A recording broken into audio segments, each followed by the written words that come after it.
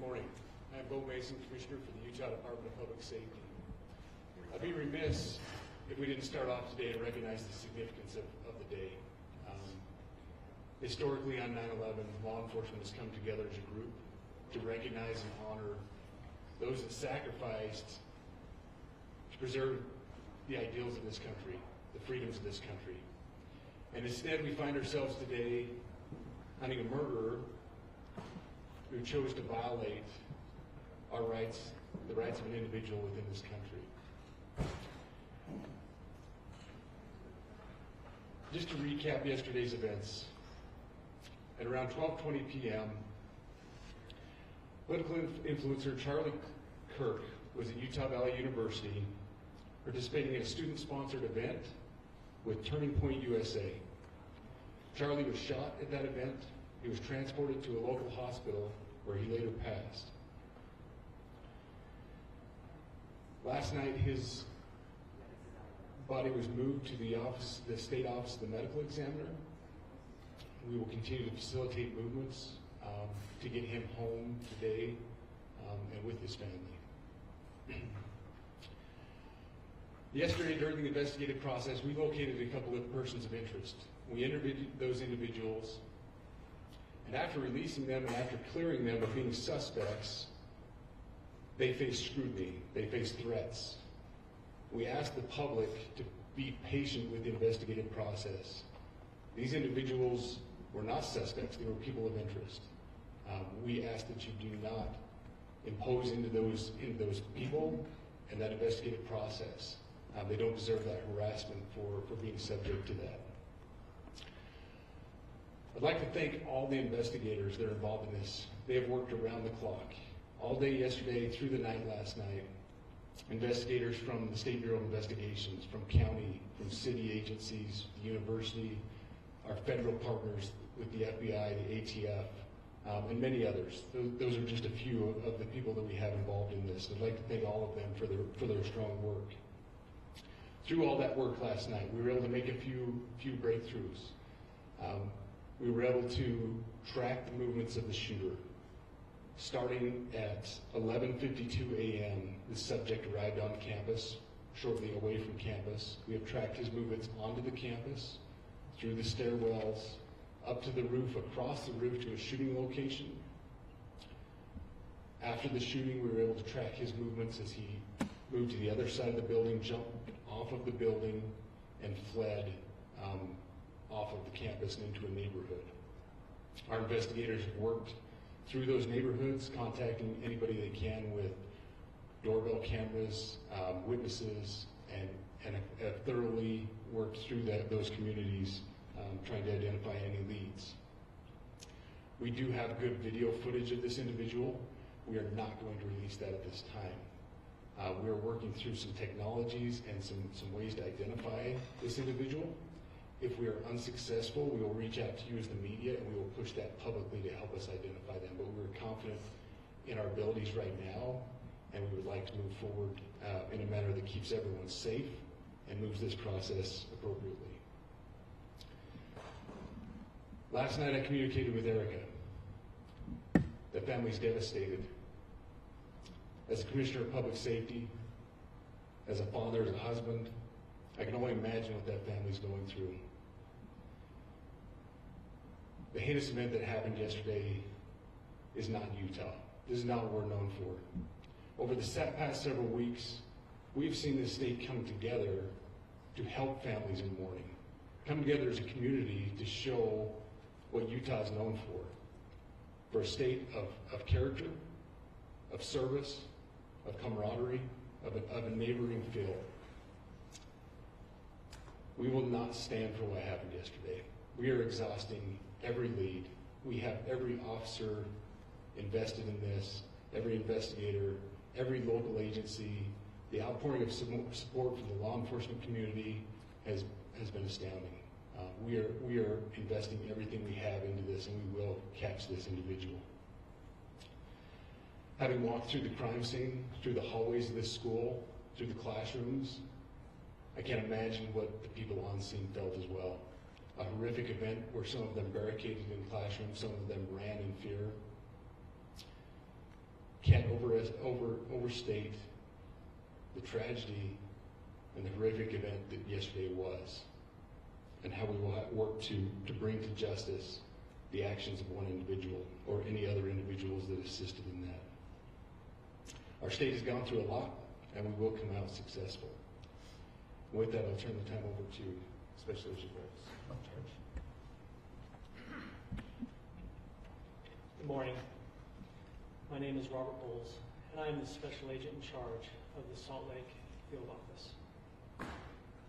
Following yesterday's tragic shooting of Charlie Kirk, FBI agents have been working around the clock in coordination with our law enforcement partners. We are and will continue to work nonstop until we find the person that has committed this heinous crime and find out why they did it. This morning I can tell you that we have recovered what we believe is the weapon that was used in yesterday's shooting. It is a high-powered bolt-action rifle. That rifle was recovered in a wooded area where the shooter had fled. The FBI laboratory will be analyzing this weapon. Investigators have also collected footwear impression, a palm print, and forearm imprints for analysis. Now, I understand there are a lot of questions about motive. I assure you that all leads, tips are being fully investigated. As of this morning, we have received more than 130 tips. We thank the community for that. The FBI has brought every resource to bear, and we will continue to do so throughout the course of this investigation.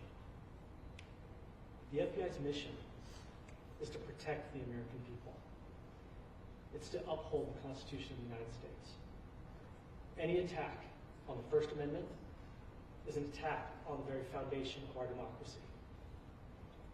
That is why we will relentlessly pursue this case and the shooter until we find him. We also continue to grieve with the family and the community. It's our community. If you have any video or images from the shooting, we ask you to please submit them to our digital media tip website at www.fbi.gov/Utah Valley Shooting. You can also call the FBI at 1-800-CALL-FBI. We truly rely on the public's help in these types of cases, and no tip is too small or insignificant. Thank you. Commissioner James Matthews from Sky News. Can I ask about the shooter? There's clearly information about him or her. You say you're confident at this stage in terms of tracking down who they are. Can you talk to us about their movements, their demeanour? Do you think it's a man? And also, can I ask, what were the security arrangements in place? Was that roof being monitored? It's a question many people will have, particularly after Baltimore. So what I'll release about the suspect is suspect blended in well with a college institution. We're not releasing any details right now, and we will soon, but right now we're not. But that individual appears to be of college age. We are confident in our abilities to track that individual. If we're unsuccessful in identifying them immediately, we will reach out to the public's help and the media's help in pushing those photos. That was a new development overnight, working through the night, studying those cameras. So that's something that's new and that we're working through right now. As far as the security, I cannot speak to that.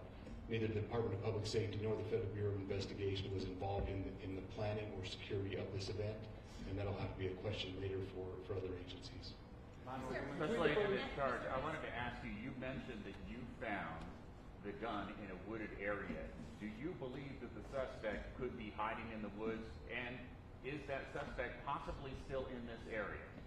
So that's a good question, and it's a question that goes to the safety of the community, right? No, not in those woods. We walked through those woods and secured it. As to the community, I can tell you that this was a targeted event. We don't believe the community is at risk.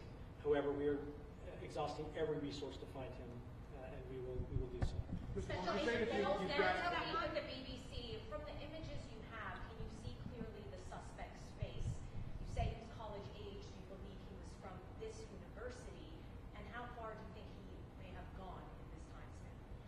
So I can't comment specifically on his face or any details such as that, as it's continuing to be a part of the investigation, and again, we'll release that shortly. However, we're doing everything we can to find him, and we're not sure how far he has gone yet. And you do believe But it's you bail? have a clear image of his face? We have images of the suspect. So Can between you those trace the images gun's and the gun owner? that you've been able to recover, do you believe you know who this person is, the person that you're looking for at this point? Again, as part of the investigation, we're not releasing any details such as that. Any fingerprints or DNA? We are exhausting all of our resources to be able to collect those, but that's, again, part of the investigation. And Have you how did the found suspect get on the the roof? owner of the gun? Excuse me? You said you found the weapon. Have you been able to trace back the owner of that weapon or who purchased it? We are working on that, but again, part of the investigation that I can. One last question, Mr. Agent Mayor. Wallace, there's been a lot of turnover at the FBI. Do you think that's impacting the investigation at all? Not at all. We've got complete and total support from everyone, from the director on down, and it's been an incredible supportive environment so far. Are tweets like the one yesterday useful though, where we announced that there's a suspect in custody?